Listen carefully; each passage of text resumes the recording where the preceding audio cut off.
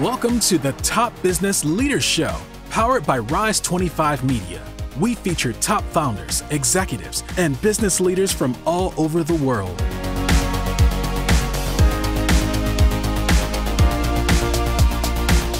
Chad Franzen here, co-host for this show where we feature top restaurateurs, investors, and business leaders. This is part of our SpotOn series. SpotOn has the best-in-class payment platform for retail, and they have a flagship solution called SpotOn Restaurant, where they combine marketing, software, and payments all in one.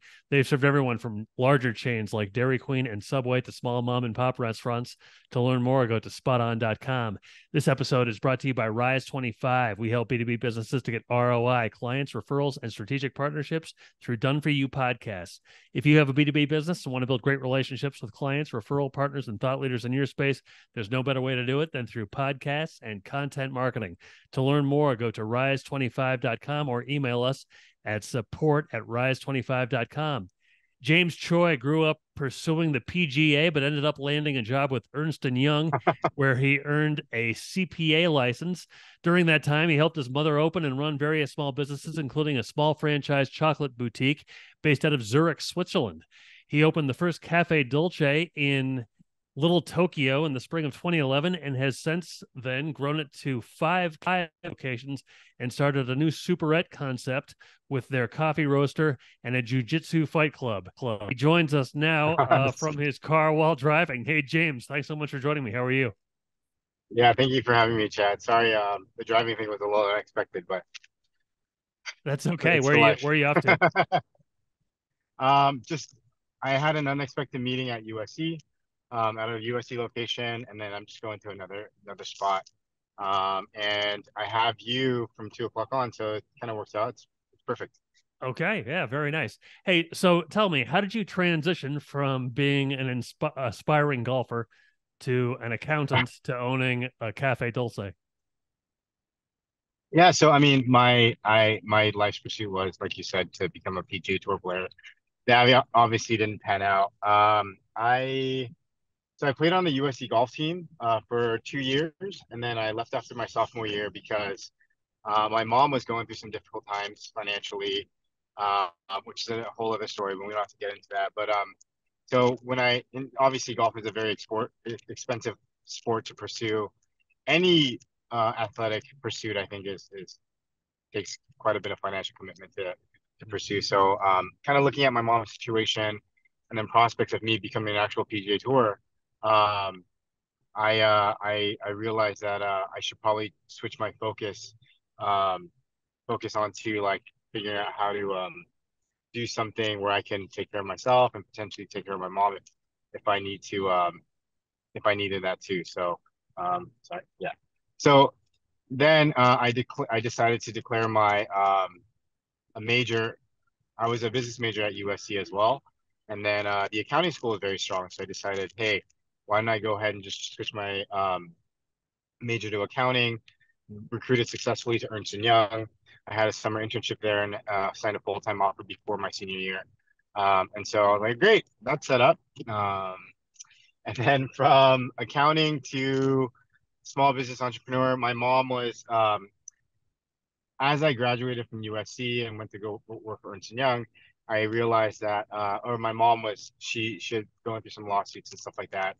And she decided, hey, I'm going to start a small business. So she found a location, also a long story, but we ended up pursuing a location for Toy Sure, the Swiss chocolate franchise out of Zurich. And the location was in the Stanford Shopping Center in Palo Alto. And so so we pursued that and we opened that parallel to me starting my career at Ernst & Young. So for the first 6 years of my life after college, I worked Ernst & Young from Monday through Friday, flew up to Palo Alto, worked the chocolate boutique over the weekend, did as much admin and scheduling as I could, flew back down and worked Monday through Friday again, rinse and repeat. So that was fun. And then we ended up selling that store. I realized she was really unhappy up there. No friends, no family. My grandmother passed away during her time up there. And so then we said, so I was like, okay, we should sell this, get her back down to LA, around friends and family. And we successfully sold it and passed it on to another family, which was an experience also. And once we moved back down, we realized we found out she had ovarian cancer, which she later lost her battle to.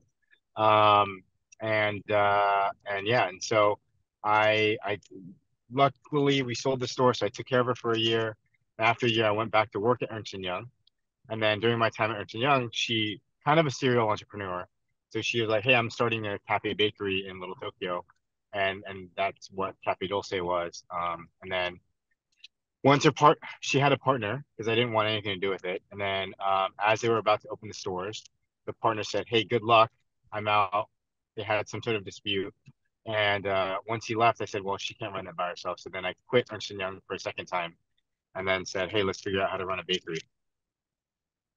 Wow, that is quite a story for both of you. Really an amazing story for Yeah, both yeah. of you. So tell me a little bit about Cafe Dulce then.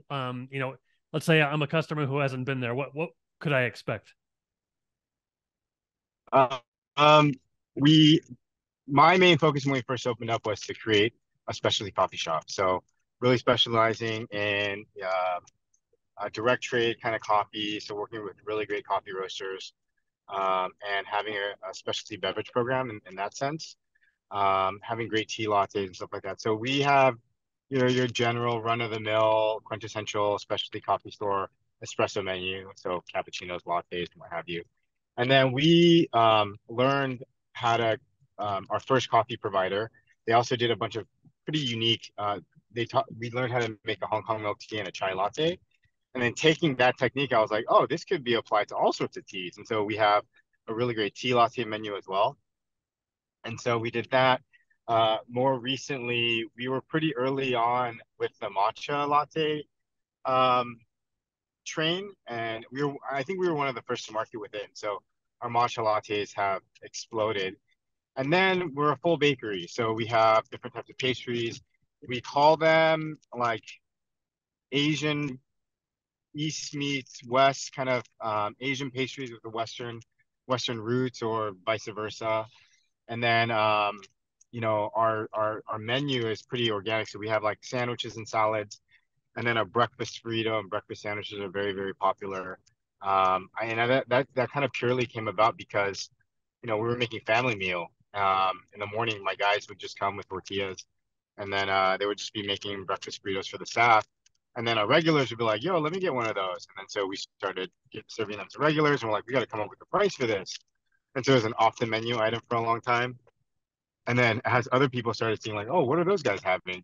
Like, how do we get one of those?" And we were like, "Okay, let's put this on the menu." And now we sell so many breakfast burritos and breakfast sandwiches. But yeah, so it's really kind of, we weren't really a cafe that started and said, "Hey, this is what we're gonna do. This is our menu." It was very much like, let's just figure this out. Like, look, we don't know what we're doing. We got to keep the doors open. We know what we want to try and do, but we're very open to shifting and making sure that we could serve our community. And that's also partly why that people ask if we want to expand outside of Los Angeles. And like, there's no, I'm not in a rush to, there's actually no desire to actually as well. Because most of our guys have been with us since year one, or a lot of our guys, at least our key people in the kitchen and management. So I can't imagine trying to start this somewhere else where I have to start with a fresh team, because our cafe really is the people that are working in it. So that's kind of what you can expect. Kind of a family cafe, full blown, sandwich, salad, coffee menu, specializing teas and like unique pastries. Great. So you mentioned year one. What you had come into it with experience helping your mom with the chocolate boutique Yeah, and some other small businesses. What were the early days like, though, specifically for Cafe Dulce? man, my wife now, girlfriend at the time, she was in restaurant marketing for a larger restaurant group, and she was just, I could see um, the, I don't want to say pity, but like the worry in her eyes. It's like, I'm dating this guy. It's pretty serious. He's helping his family out with, or this is mom out with this cafe thing. He quit his like stable job to do this, and they don't have a menu. This guy has no experience. She knows how difficult restaurant businesses are.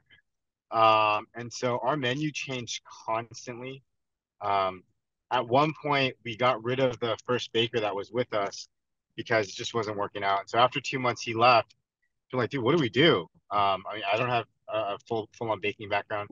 So we were buying frozen dough for cookies. We were buying wholesale pastries like danishes and all sorts of like just sort of regular continental stuff.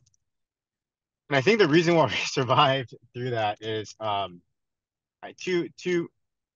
main thing being we we're lucky that we landed in Little Tokyo and we were really received well by the community. They said, "Hey, welcome to the community. Let us know how we can help." And so I was like, "I'm with you guys from day one." And we now I serve on a couple of nonprofit boards that are located in the community and what have you. So that's been a really great relationship and it's fundamentally changed the way I think about how a small business should operate in a neighborhood. Um, and the second reason why I think we survived is that was before the onset of social media as a really big business platform. And so Yelp was still new. Instagram was very, very new. And so all the mistakes we got and all the different mistakes we made wasn't amplified to the moon where people were like, oh, I'm never going to go to this place. So we were afforded a lot of grace and afforded a lot of mistakes in the early days of opening. So I think that's where we were able to kind of survive and not have 1,000 negative reviews because we did everything wrong you could have thought of. And then it was just really just we hired a family friend out of baking retirement who came on and really helped establish kind of our baseline menu and discover kind of our language in terms of how we wanted to express what we wanted to serve. And then it's been 12 years since. Yeah. Yeah. Yeah. Amazing. Would you say that, like if you were to talk to an entrepreneur now, would you say just don't worry about it, just go for it, even if you don't really totally know what you're doing, just open the doors and kind of do the best you can? Or would you say based on your experience that you might advise more, I don't know, knowledge of the, like what, how you get, how you get started and where you go from where you get started, kind of more of a roadmap? I mean, I feel I had a conversation with a friend's brother today. She asked me to talk to her brother because they're exploring opening a cafe. I've actually talked a lot of people out of opening cafes, um, not because of any like selfish reason of like, hey, competition or whatever, but it's just I think it's such a difficult task. Um, and so obviously the more number crunching and the more planning you can do ahead of time, I think the better chances you have. At the same time, like any every time we sign a new lease, the landlord always says, "I need 10-year projections. I need to know what you guys' plans are and whatever else." So having a CPA background, I'm able to come up with a really great pro forma financials and projections and stuff like that. I've never been close on any of those predictions. My expenses are always way higher than I thought. My revenues are higher than I thought. It's just always like it's not even close. So, but I think the thing is to have us. I think you got to stand for something when you open. So stand for something or fall for everything, right? So you have to have some sort of direction you wanted to go. But in terms of what we were selling, I think we were very open to being fluid about what works and what doesn't. I think I have a pretty good sense of like your average person's uh, taste and what's good or what's not. I feel like I'm a pretty average Joe. So, but at the same time, I think my biggest things, depending on where you are opening, I'm located here in California, and not to get political or anything like that, but it's a very, very difficult environment to open up. It's a very, very hostile environment for small business, and it's much harder today than it was when we opened 12 years ago. Um, just from the standpoint of our minimum wage being way higher, you just don't have your war chest has to be that much greater because minimum wage is half of what it was to half of what what it is today.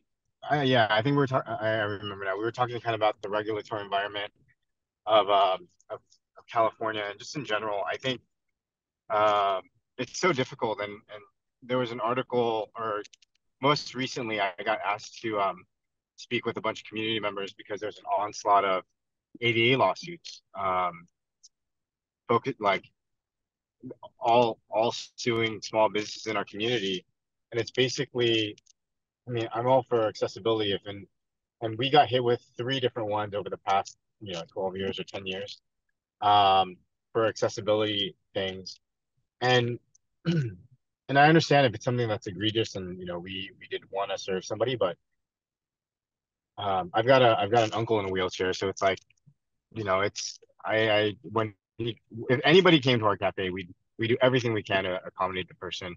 And the reason why I knew it was a frivolous lawsuit is because they sued us for our bathroom and no one's allowed in our bathroom. And so, but like even that, right? It's such a, I think, this article that I read, or this video that I saw, they said that, I think 50% 50 or 75% of all ADA lawsuits, for accessibility issues, like these types of cases, happen in California, Mm. within the entire US. And so it's just rough. I mean, there's a couple of things that have, I think, a couple of things that were, decided on in court that turned into case law. And so now, a lot of lawyers have a way to make money by partnering up with, um, somebody that's disabled and using their name, and going against small businesses. And the reason why they go against small businesses is because, we don't have the resources to fight this in court. Um, and so kind of going on a tangent, but it's so much more expensive to fight it in court and then potentially lose the law case. And it sucks because you're guilty until you can prove yourself innocent. And so because we don't have the resources to fight it, they're like, okay, you end up just settling. So it's usually like $4,000 to $5,000 for the settlement plus your own legal fees. So you're out $7,000 to $8,000 just for being served a lawsuit. And $7,000 to $8,000 represents, I mean, like if you're going to use simple math and simple numbers, I think about 70,000 in sales. Mm. Because we think about like a 10% profit margin, so that 7K is straight off the bottom line. And so it's really difficult to shell that out of your pockets. And so if you get hit with that because you're a new business and you're trying to figure things out and you've already paid all this capital to start your business and open your doors, and you hit with something like that, it's pretty rough. And so I think it's much more difficult today to open. And I think with the way labor is going, we're going to see less and less larger size small businesses where you can hire a bunch of people. And truly, you're just going to be left with a lot of, actual, like literal mom and pops where the people that work in the store are only the owners, because it's so difficult to hire people. And so not to be like all doom and gloom at the same time. I think it's an amazing time for entrepreneurs at the same time. I think the barrier to entry to opening up a store when we started was knowledge. I didn't know just learning what equipment to use, what filtration system we needed for a coffee system and setup, and like that sort of thing was really difficult to figure out. And it took us a while till we really dialed that in. Whereas today, all sorts of information is online. So, the barrier to entry is much less knowledge and it's more capital and I guess branding and what have you to situate yourself that way. But, so yeah, I don't know. It's hard. It's the biggest gamble for sure. Sure, sure. So I think, yeah. given all of the challenges that you just talked about, how has the expansion of 4 additional locations come about? So I've whenever people ask me like how many Cafe Dulces do you want, like there's no number. We never opened it because we were trying to expand. I think anytime we've expanded, it was kind of it was based off of, kind of a necessity, and not a necessity of like, oh, I need to open this location, but it was either due to a relationship or because, and usually things kind of magically worked out too. So it was either because like our USC expansion, we had Cafe Dulce in Little Tokyo and we had a small little coffee bar, which is fine, nothing crazy. Um, but so hold on one second. There's a questionable character walking by my car with his hand in his pocket, and I was like, "Whoa, I don't know about this." Um, so I'm in Los Angeles. Yeah, I was gonna say. Um, yeah. Um, so and then when USC's opportunity came about, it was right when I had a couple of guys who were graduating from college, and they really wanted to stay in hospitality. And so they needed space to grow. So I was like, oh, this is a great opportunity. We can open up USC. That'll allow them to continue to be in hospitality. And so I was like, cool. So we have the people and then I think there comes a time too, like my main kitchen person, my main kitchen guy that runs USC right now, he was with us for 5, 6 years in Little Tokyo, and he wanted to grow too. So it was a great opportunity to expand and give our core team members an opportunity to grow. And then like Vernon, our fourth location happened because one of our investors for the USC location had a project that he built, and he was like, "Hey, I really want a cafe here. Can we please do it? So let's just partner in this location." So we kind of did that one. So it's very organic growth. There was never really strategic plan to get to X locations, or we were targeting a particular location. So kind of like our menu, like the growth of our locations have been very organic. And I think because of that, sure, we've definitely had growing pains, but in terms of our core management team, it's been pretty solid. Like the same manager for our second location became the co-manager, he manages both the fourth location, the Vernon location, and that one, and he's been with us for 10 years. Um, our USC location, the guys there have been with us since the beginning of USC, but even before that because we brought them on um, to help the main people kind of go on. So they've kind of grown into that position. So it's been that's I think is the most challenging part of growing is your HR team or your human resources. And so we've been blessed to be able to retain a lot of these people and grow with them, or they've grown with us. So Yeah, is there a key to that? I mean, most people. I mean, I'm sure Starbucks probably doesn't have like people who stay for 10 years. I mean, most of their employees don't stay for like or whatever. um I think focusing on culture has been a very, very important thing for us. Um, and I know like it's probably very cliche to say that because all organizations want to focus on culture and grow that and what have you. But I think I do I think my team sees how hard I work, and so I'm in the trenches with them, and so I think that helps retention because it's not some man they're working for and that person takes all the profits while they're all slaving, right? So it's they know how much I work alongside them. And then I culture is one thing too, but at the end of the day, everybody needs to pay bills. Everybody wants to be good financially. So I always try and say that. And this is where I hate like the free market getting a bad name. How it's the greedy owners all the time. Because for me, it's like I don't want to lose them. So if it doesn't work for them financially, it's not going to work for me financially. And so, man, I don't know where this can get published, but hopefully no one sees this. But like one of the guys that had started with us for an hourly wage, $13 an hour, um, he gets paid well into the six figures. No high school education, um, no college degree, no high school education, and he gets paid healthy in the six figures. But it's because if it he's that person is so key to us. If he wasn't there, then I don't know what we do. And granted, you can't just pay that, right? Just because you feel like it. The location is busy enough to where it warrants having one of your key people be that, and it's kind of like he's kind of a linchpin for our back of house. So it's like, yeah, absolutely. So he's getting paid like an executive chef would at some fine dining restaurant, and so I think that's part of it too. Is that I've always tried to try and pay try and be as generous as I can when I can. in addition to the cultural aspect of it. And then like, I don't know, like Tony Hsieh, who's famous for Zappos.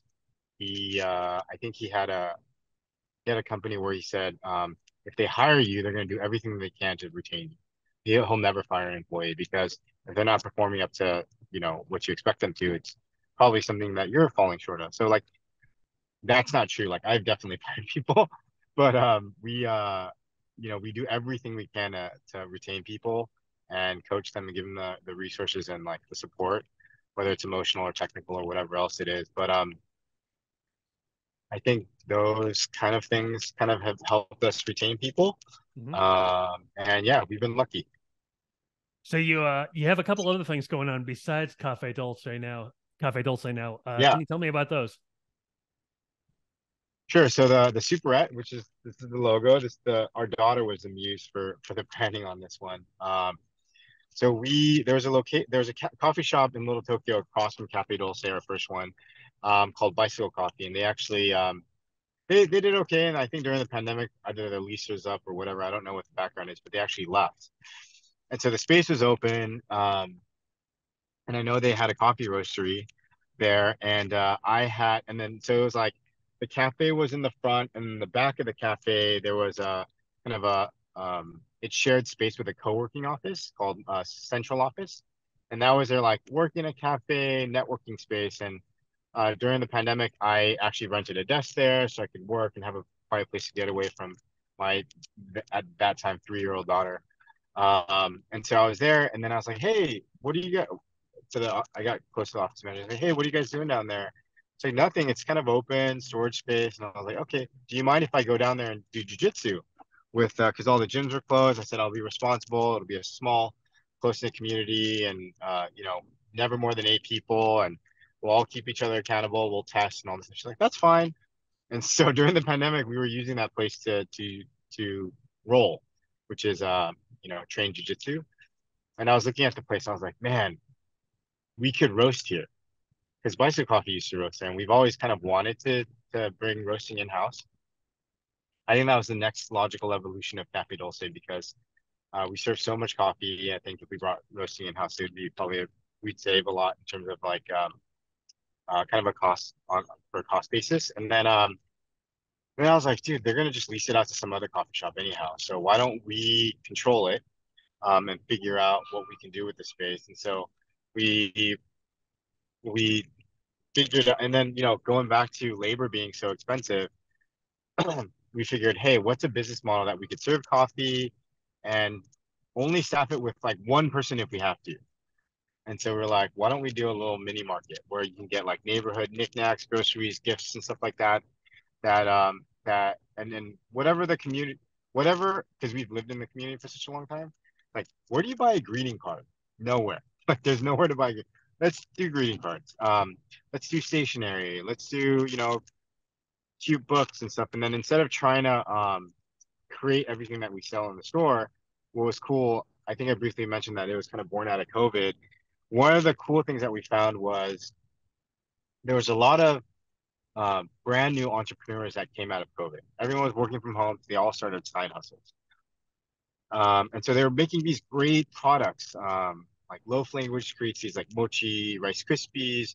There's an ice cream vendor that's like just some of the most amazing ice creams, and snack people and like dog treats and stuff like that. And so we're like, so for them to open up a store, like sign a lease, build a store, and open up for one or two for the two particular products, it didn't make sense. So we're like, why don't we become a launching platform for all these like early entrepreneurs?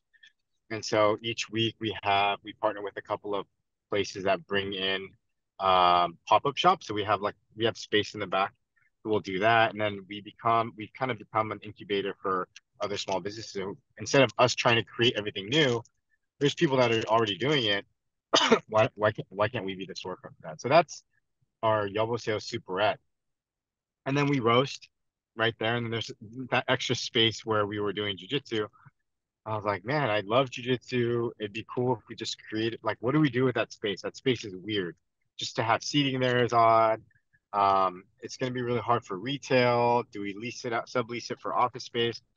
I was like, why don't we do something interesting where put down mats and we say it's Little Tokyo Fight Club, and then it'll be this weird thing where you come into this really cute, well curated, beautiful superette like gift shop, and in the back there's people trying to choke each other out and arm lock each other. And so we do that.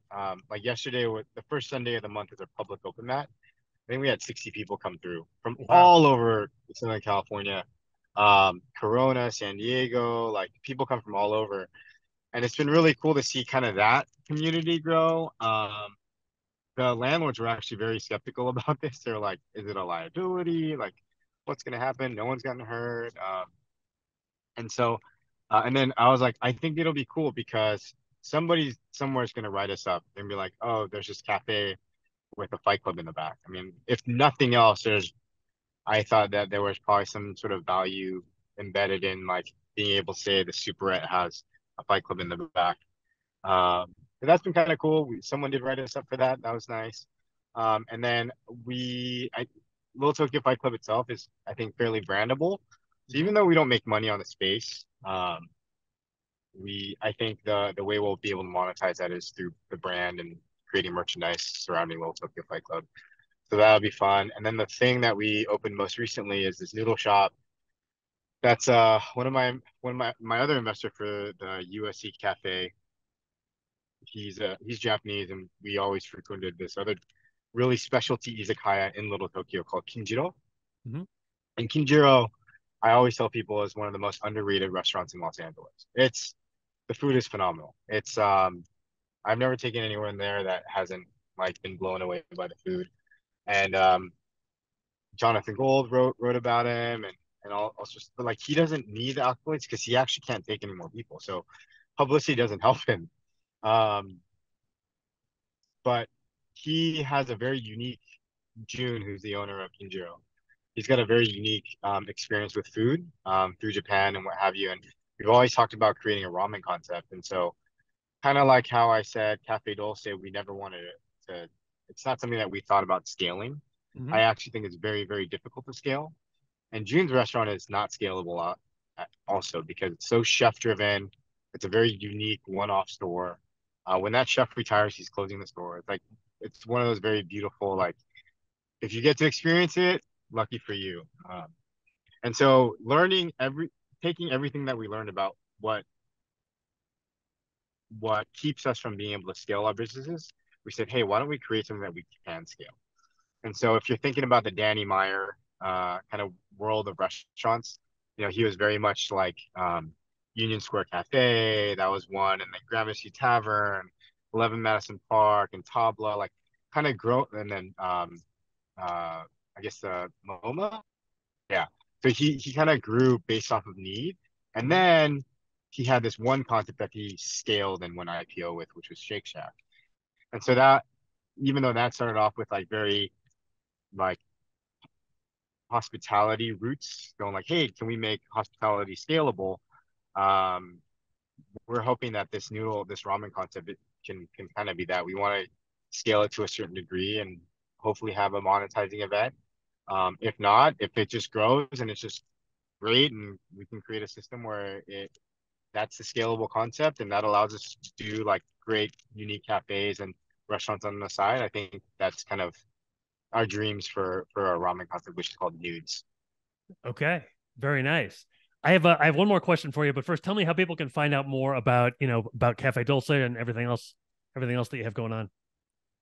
Um, I think so going back to lawsuits, our website got sued because I got sued for our website because our website was not designed for the blind, like visually impaired and legally blind. And so Okay. I was like, okay, well, I'm just going to take down my website. So we don't have a website. Um, so basically we just communicate most of our things through our Instagram. So Cafe Dulce LA for Los Angeles is kind of our cafe's website. And then Yoboseo Superette, that's hard to spell. So we just took the kind of an acronym YBSY underscore Superette. And you can find us on Instagram there as well. Okay. And Little Awesome. Tokyo Fight Club, if you're into jiu-jitsu, Little Tokyo Fight Club is just all spelled out on Instagram. And you can see kind of what we do there. Yeah. Very nice. Very nice. Hey, last question for you. What, when you go to Cafe Dulce, what is your kind of go-to item or combination of items? Oh, nice. We get asked this question a lot. So personally, I hmm, so I'll tell you based off category. When it comes to coffee, I'm always trying the espresso because I that's kind of the base of a lot of our drinks. So Hmm. I'm always drinking an espresso. Anytime I walk into any of our cafes, I'll have a shot of espresso. And then I love kind of my go-to is just a really great cup of drip coffee. We try and focus on single origin, so they're kind of floral and light. If our location is offering a Joe Pro, which is kind of like the professional barista coffee, then have one of those. Those are usually nice, delicate, and floral. Um, but for everyone else that wants to try something that's like, so those are my go. Like that's what I drink when I drink coffee. But and I used to drink like sweeter coffees and then kind of came full circle, but I have an interesting thing to say about that for another time, I guess. But for people that want something sweeter, more dessert like, something that's unique to us, our dulce latte is really good, which is you can get that hot or cold, but it's basically sweetened condensed milk, espresso, and your choice of milk. Because the condensed milk, it does have dairy in it always. And so that's really delicious. And then our matcha lattes are really popular. We have a proprietary blend for our regular matcha latte, and then our blueberry matcha latte um, is quite good as well. And then when it comes to our pastries, my favorite is our hazelnut crumble. Partly because it's a nostalgic pastry for me. I remember my mom. I think it's one of the first pastries I remember my mom ever getting me, and it's because and in Korean culture it's called gombopang, which is it's a bread with like a crackly top on it. It's like kind of ugly bread, Hmm. but it's like peanut buttery and crumbly and it's like sweet and nutty. So we did our version of that. So we put a hazelnut buttercream right through the middle of it, and so that reminds me of my mom, and it's something I grew up eating. So I always recommend that. That one's my favorite. And then if you're at the USC location, our guava cheese pastry is phenomenal. And then food wise, our Korean cheesesteak sandwich, I think is really good. It's not as cheesy as you'd think. There's like a few slices of provolone on there, but it's with a family recipe for the bulgogi, which is the marinated beef on there, and then we do a marin like a grilled a pan grilled like sautéed kimchi, and then a secret wing sauce that we adapted to put on the sandwich. So that kind of has me mixed into that sandwich. It's good. It's sweet. It's slightly spicy, savory. It's got a lot going on. So I always recommend that as well. Sounds fantastic. I'm starving now. Hey, James, it's been great to talk to you. I really appreciate your time and all of your insights and your stories. Can't thank you enough. Best of luck in the future. Thank you, Chad. I really appreciate it. So long, everybody. Thanks for listening to the Top Business Leaders Show, powered by Rise 25. Visit rise25.com to check out more episodes of the show and to learn more about how you can start your own podcast.